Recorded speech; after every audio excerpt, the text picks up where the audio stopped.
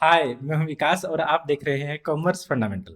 अब तक हम लॉन्ग टर्म फाइनेंस में equity share capital, preference share capital, debenture और प्लगिंग बैक ऑफ प्रॉफिट, अलग अलग प्रकार के सोर्स ऑफ फाइनेंस जो कि लॉन्ग टर्म के लिए यूज करने थे, उनके बारे में बात कर चुके हैं। और आज हमारा लॉन्ग टर्म फाइनेंस नीड को पूरा करने के लिए लास्ट सोर्स ऑफ फाइनेंस के बारे में बात कर रहे हैं, जो है स्पेशल फाइनेंशियल इंस्टीट्यूशन।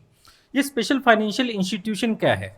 कंपनी को अगर लॉन्ग टर्म या मीडियम टर्म फाइनेंस चाहिए तो डिवेंचर को इशू करने के बाद भी, बाहर से जो पैसा रेज कर लिया उसको रेज करने के बाद भी काफी बार कंपनी को और ज्यादा पैसों की जरूरत पड़ती है long term and medium term loan. और आजादी से पहले हमारे पास जो स्पेशल फाइनेंशियल इंस्टीट्यूशन थे वो सेट किए गए थे इस ऑब्जेक्टिव के साथ कि वो long term and medium term जो फाइनेंशियल नीड है इंडस्ट्रीज को दे पाए।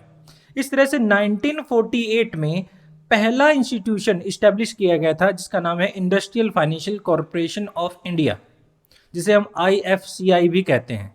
और उसके बाद और बहुत सारे प्रकार के इंस्टीट्यूशन आए, जैसे state financial corporation, industrial credit and investment corporation of India, industrial development bank of India, state industrial development corporation SIDC कहते हैं, unit trust of India, industrial investment bank of India, या फिर LIC जिसे आप life insurance corporation नाम से भी जानते हैं। ये भी एक तरह से फाइनेंशियल इंस्टीट्यूशन ही है जो कंपनीज को लोन प्रोवाइड करने का काम करता है। तो ये देखिए, आप इसको अगर याद रखने की बात करें तो ये एक सीक्वेंस ऑर्डर में रहेंगे। तो जो सबसे पहले IFCI वो 1948 में स्टैब्लिश किया गया था।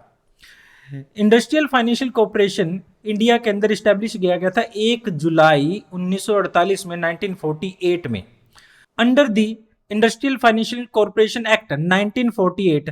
इसके ऑब्जेक्टिव क्या क्या थे? सबसे पहला ऑब्जेक्टिव था प्रोवाइड करना assistant for the balance regional development of the country. देखिए, हमारा भारत पूरा बहुत बड़ा देश है और इसमें अलग अलग क्षेत्र बटे हुए हैं। बिहार, उत्तर प्रदेश, झारखंड, हरियाणा, पंजाब, राजस्थान, अलग अलग प्रकार के क्षेत्र हैं। इन सभी की डेवलपमेंट बराबर हो, एक जैसी हो, ये उद्देश्य था, मेन ऑब्जेक्टिव था हमारे पास industrial financial corporation of India, जिसे हम IFCI भी बोलते हैं। और दूसरा हमारा ऑब्जेक्टिव था टू मोटिवेट न्यू एंटरप्रेन्योर, कि नए नए एंटरप्रेन्योर, नए नए बिजनेसमैन आए जो हमारे पास priority sector of the economy है उसके अंदर। तीसरा हमारे पास provide medium term and long term big industrial unit, big industrial unit को हम लोन दें। फोर्थ था development managerial education in the country, इस तरह से जो मैनेजमेंट की एजुकेशन है उसको हम बढ़ाएं जिससे ज्यादा काबिल लोग आगे आएंगे। उसके बाद सेकंड आता है हमारे पास स्टेट फाइनेंशियल कॉरपोरेशन SFC। ये बनाया गया था IFCI की लिमिटेशन की वजह से। जो IFCI के दायरे से बाहर थी उन यूनिट को SFC के दायरे में लाने की जरूरत थी। तो इसलिए यहां पर इंडियन गवर्नमेंट ने एक पास किया स्टेट फाइनेंशियल कॉरपोरेशन एक्ट 1951 में, जिसका इस्टेब्लिश किया गया था फाइनेंशियल कॉरपोरेशन देने के लिए, जो कि small size and medium size industries को जो IFCI के स्कोप से बाहर थी उनको असिस्टेंट प्रोवाइड करता था, जिसका नाम था SFC। यानी ये स्टेट लेवल पे था, नेशनल लेवल पर नहीं है। हर स्टेट अपने लेवल पर कोऑपरेटिव फाइनेंशियल इंस्टीट्यूशन बनाएगा जो एक दूसरे की हेल्प करेंगे। तो इसके बाद है हमारे पास industrial credit and investment corporation of India, जिसे हम ICICI नाम से जानते हैं। इसको जो इस्टेब्लिश किया गया था वो 5 जनवरी 1955 को कंपनी एक्ट के अंडर इस्टेब्लिश किया गया था, पब्लिक लिमिटेड कंपनी के तौर पर। इसका जो मेन ऑब्जेक्टिव था वो प्राइवेट सेक्टर को फाइनेंशियल असिस्टेंट प्रोवाइड करना था।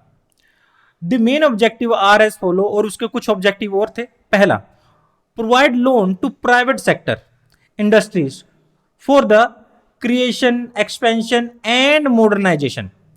क्रिएशन करने के लिए, कंपनी को बनाने के लिए, फर्म को बनाने के लिए, उसको बढ़ाने के लिए, उसका मॉडर्नाइजेशन यानी नई मशीनरी लाने के लिए भी यहां पर इसको असिस्टेंट देने की बात थी ICICI में।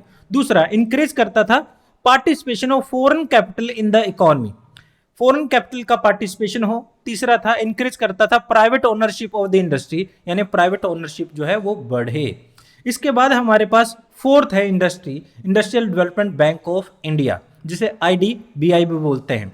जिसका इस्टेब्लिश जो किया गया था 1964, 1 जुलाई 1964 को किया गया था, started by the government of India as a subsidiary of Reserve Bank of India. ये रिजर्व बैंक ऑफ इंडिया की एक सब्सिडरी के तौर पर इसको किया गया था एक तरह से establish.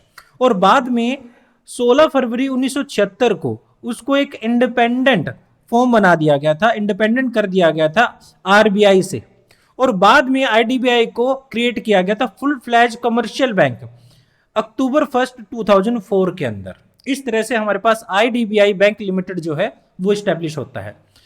It was established for fulfilling the following objective. ये क्या क्या ऑब्जेक्टिव थे देखते हैं। Coordination the activities of other financial institution including commercial bank. Commercial bank को मिलाकर और फाइनेंशियल इंस्टीट्यूशन को मिलाकर यहाँ कोऑर्डिनेट करने का मेन ऑब्जेक्टिव था। दूसरा था provide assistant other financial institution को असिस्टेंट, यानी फाइनेंशियल इंस्टीट्यूशन को, बैंकों को भी सुविधा देने वाली बात है ये। Provide assistant to industrial unit directly, जो इंडस्ट्रियल यूनिट है उनको डायरेक्टली ये असिस्टेंट देगा। और प्रोवाइड करेगा managerial and technical assistant to industries. Managerial level की नॉलेज असिस्टेंट देगा और टेक्निकल नॉलेज और असिस्टेंट भी देगा अलग अलग प्रकार की इंडस्ट्रीज को। उसके बाद फिफ्थ है हमारे पास स्टेट इंडस्ट्रियल डेवलपमेंट कोऑपरेशन एसआईडीसीज। एसआईडीसीज जो है वो स्टेट गवर्नमेंट ने अपने अपने स्टेट पे सेटअप की और हर स्टेट का एसआईडीसी का इस्टेब्लिश करने का ऑब्जेक्टिव अलग अलग था, वो अपने अपने लेवल से कर रहे थे। मेन ऑब्जेक्टिव अगर हम कहें, ओवरऑल मेन ऑब्जेक्टिव करें तो प्रमोट करना था इंडस्ट्रियल डेवलपमेंट, वो इंडस्ट्रियल डेवलपमेंट बढ़ाना चाहते थे सभी को मिलाएं तो।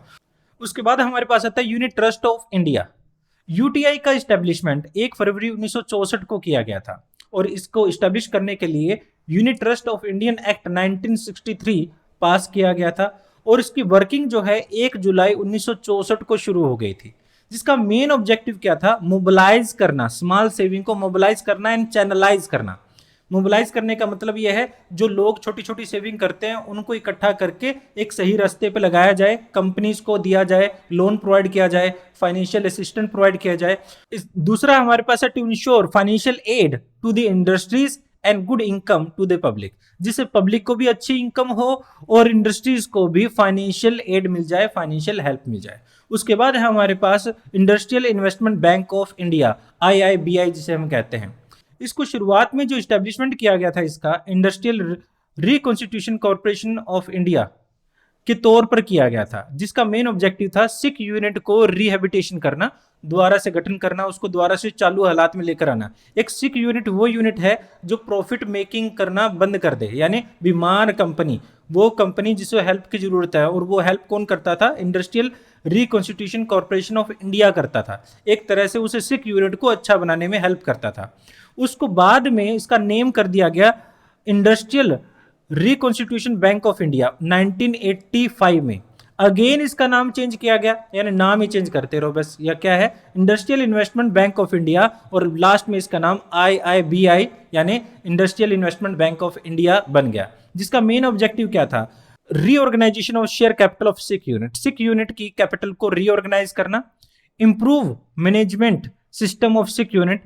क्यों एक सिक यूनिट क्यों हुई है, ये चीज देखना, कहने का मतलब है एक सिक यूनिट बीमार यूनिट है तो उसे ठीक करने का काम है, उसे ठीक कैसे किया जाएगा, रीऑर्गेनाइज किया जाएगा शेयर कैपिटल को, इंप्रूव किया जाएगा उनके जो मैनेजरियल सिस्टम है उनको, और प्रोवाइड की जाएगी फाइनेंशियल हेल्प जो लिबरल टर्म के ऊपर, यानी आसान किस्तों पर, यानी आसान शर्तों पर कह सकते हैं, आसान शर्तों पर हम उन्हें असिस्टेंट देंगे।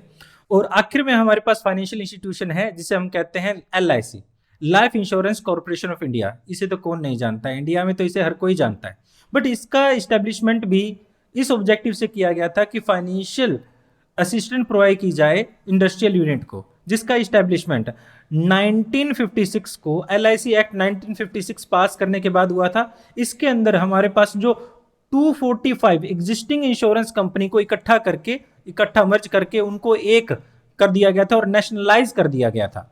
इसका जो मेन ऑब्जेक्टिव था, एक तरह से जो कम्युनिटी सेविंग है, यानी जो अलग अलग समूह के लोग सेविंग करते हैं उनको इंडस्ट्रियल कंसर्न में लाया जाए और उनको फाइनेंशियल असिस्टेंट प्रोवाइड किया जाए, direct loan to industrial unit को डायरेक्ट लोन दिया जाए।